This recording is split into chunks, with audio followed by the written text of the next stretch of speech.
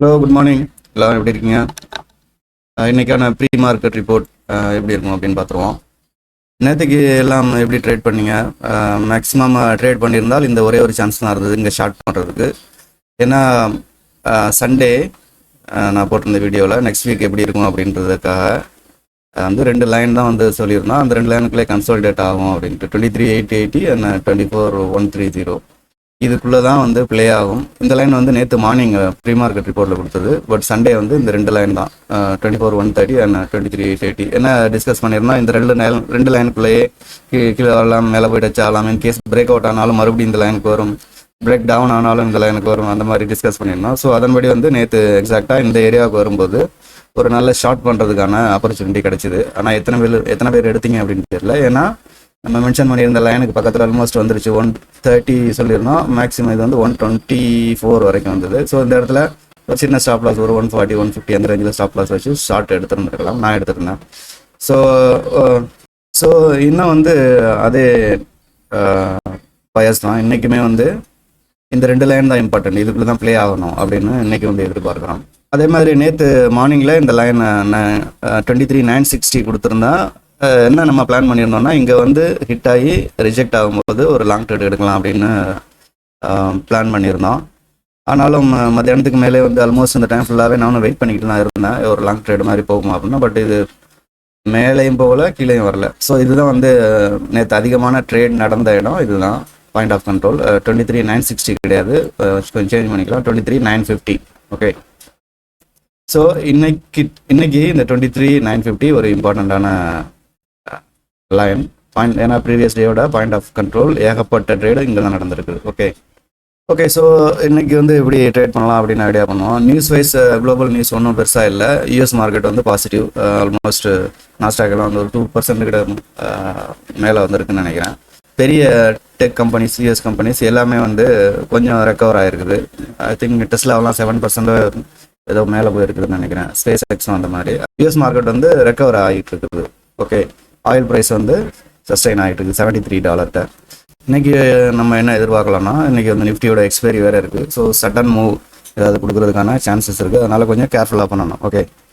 Market வந்து இன்றைக்கி opening flat opening ஆக போகுது. மேபி ஸ்லைட் கேப் அப்போ அல்லது கேப் டவுனோ வந்து ஓப்பன் ஆகிறதுக்கான சான்சஸ் இருக்குது.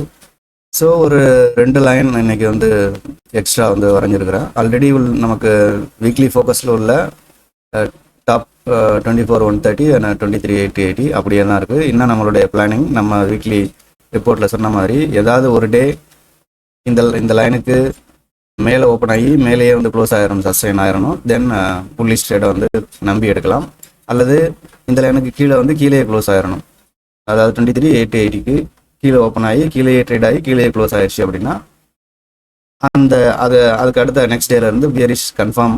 ஸோ ஷார்ட் ட்ரேட் எடுக்கிறதுக்கான வாய்ப்பு இருக்குது. பட் இன்னைக்கு இன்னும் வந்து நேற்றைக்கு மாதிரியே சைட்வேஸ் தான் வந்து வரப்போகுது அப்படின்னு எதிர்பார்க்குறோம். ஸோ இந்த 24,000 லைன் ரொம்ப டிஃபிகல்ட். இதுக்கு மேலே பிரேக் அவுட் கொடுத்துருச்சா, பிரேக் டவுன் கொடுத்துருச்சா அப்படிங்கிற டவுட்லேயே தான் வந்து ஓடிக்கிட்டு இருக்கோம். So consolidate kind of.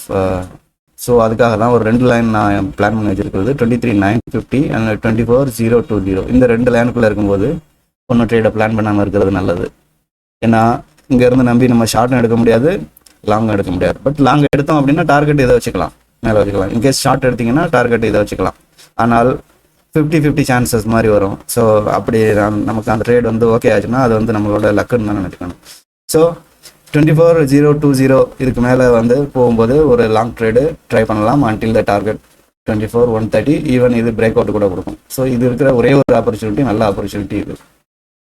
In case 23,950க்கு கீழே வந்து 950க்கு கீழேயே வந்து ஒரு 1 hour, ஐ மீன் 950 டச் பண்ணக்கூடாது. இங்கே பாருங்கள், இதுவுமே வந்து 1240 மார்க்கெட் எண்டு வரைக்கும் இங்கே தான் இருக்குது. பட் நம்ம நேற்று மென்ஷன் பண்ணியிருந்தோம் இல்லையா, 960 மென்ஷன் பண்ணியிருந்தோம். அதுக்கு கீழேயே மெயின்டைன் ஆகணும்னு சொல்லியிருந்தேன். மீன்ஸ் அந்த 960 டச் பண்ணவே கூடாது அப்படின்னு தான் வந்து நேற்று காலையில் மார்னிங் ரிப்போர்ட்டில் சொல்லியிருந்தேன். ஆனால் என்ன பண்ணுச்சு, அந்த 960 கிராஸ் மேலே போகுது, கீழே வருது, டச் பண்ணிக்கிட்டே இருக்குது.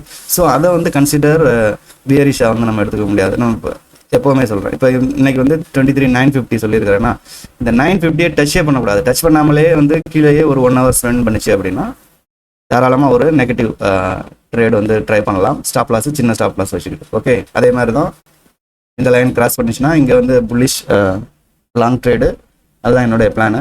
இது வந்து 23,950க்கு கீழேயே 950 டச் பண்ணாமலே அட்லீஸ்ட் ஒரு 45 மினிட்ஸ் 1 hour அந்த மாதிரி மெயின்டைன் ஆச்சுன்னா சின்ன ஸ்டாப் லாஸ் வச்சுட்டு ஒரு ஷார்ட் ட்ரேட் ட்ரை பண்ணலாம். இதை கண்டிப்பாக பிரேக் டவுனே கொடுக்கும். 23,880 பிரேக் டவுனே கொடுத்துட்டு மறுபடியும் ரிட்டர்ன் வரும். பட் பிரேக் டவுன் கொடுக்குறதுக்கான சான்சஸ் இருக்குது. ஸோ 2 ட்ரேட், இந்த ஏரியாவில் ஒரு ஷார்ட் சான்சஸ், இந்த ஏரியாவில் வந்து ஒரு லாங் ட்ரேடுக்கான சான்சஸ். ஓகே, ஸோ இதுதான் இன்னைக்கு பிளானு. ட்ரை பண்ணி பார்ப்போம் இப்படி என்ன நடக்குது அப்படின்ட்டு. Okay, thank you.